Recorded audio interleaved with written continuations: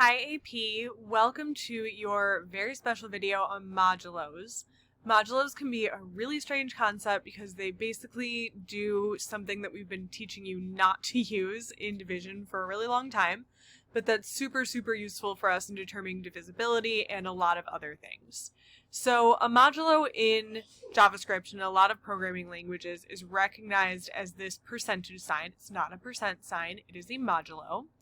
And a modulo is just a math operation that returns the remainder of a division problem.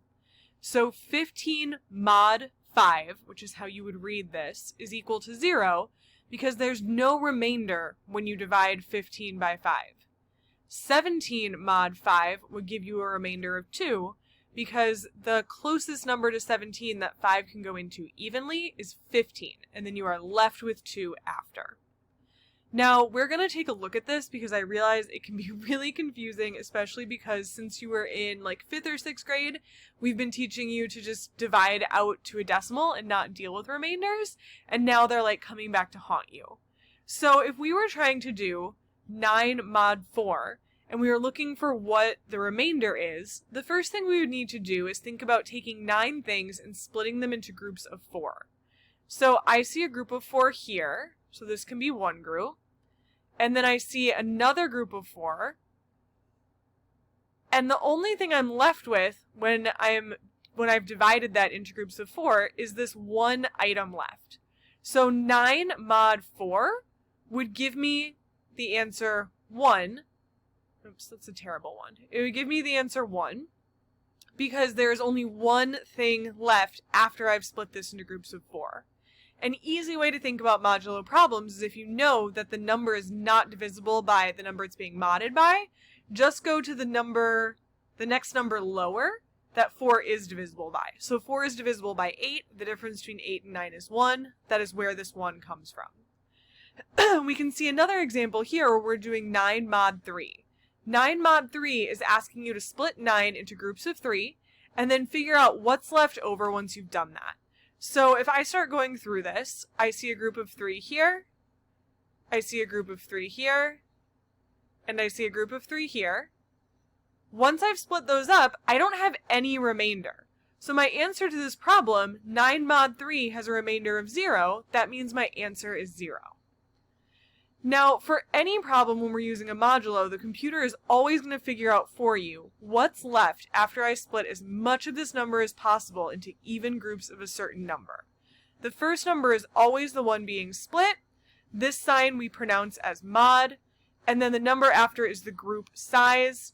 Whatever the answer to that problem is going to be the remainder that doesn't fit into the groups of 2.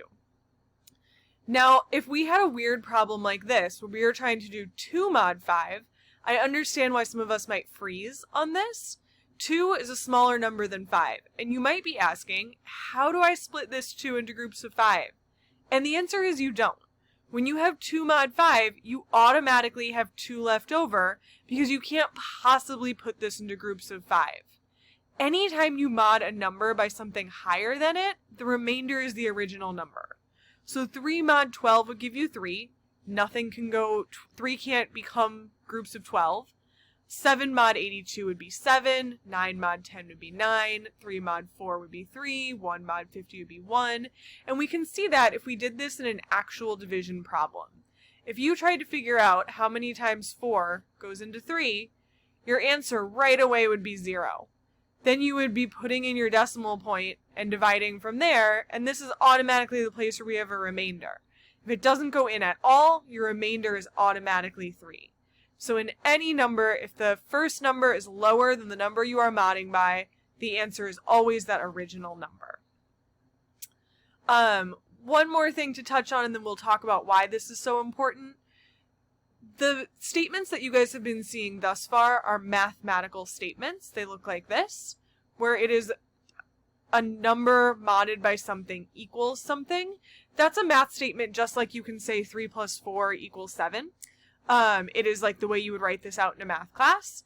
But what we will often find ourselves doing in programming is making booleans for our mod statements. So when we say 3 mod 2 double equal sign 1, that's us looking for that true or false. is 3 modded by 2 the same as 1? Is this problem going to give us a remainder of 1 or not?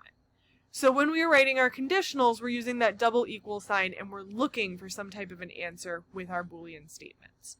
Not as important for your practice today, but will be important in your practice in the long run. Part of the reason why we like using these modulos and using them in our programs is A, what we'll learn later in the year, is that they're a huge part of encryption and keeping things safe. There's no way to reverse engineer a mod problem the way that you have like reverse operations for addition, subtraction, multiplication, division.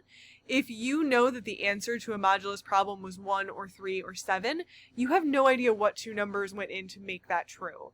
And that makes it really, really powerful for encryption.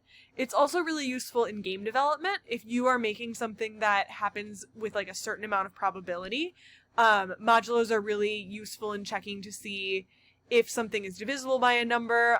Some numbers, the divisibility is more common. Half of all numbers are divisible by 2 because half of all numbers are even. So that's something that's pretty common. There's like a 50% chance of that happening. Something that's divisible by, say, 7 or 13 or some of those prime numbers, it's a little bit harder to find numbers divisible by those. And so they, A, are useful in encryption, and B, are useful in games if something really, really rare is going to happen. It might be based on like rolling or getting one of like a random number that can be divisible by those values. So what you guys are going to be doing today is just practicing modulos, and then we are going to try utilizing them in our programming later in the week. But today you are just going to see if you can figure out what is the answer in some modulo problems, what would be the remainder in these division problems, and then later this week we will talk more about how you can use modulos to test for divisibility. Good luck, guys!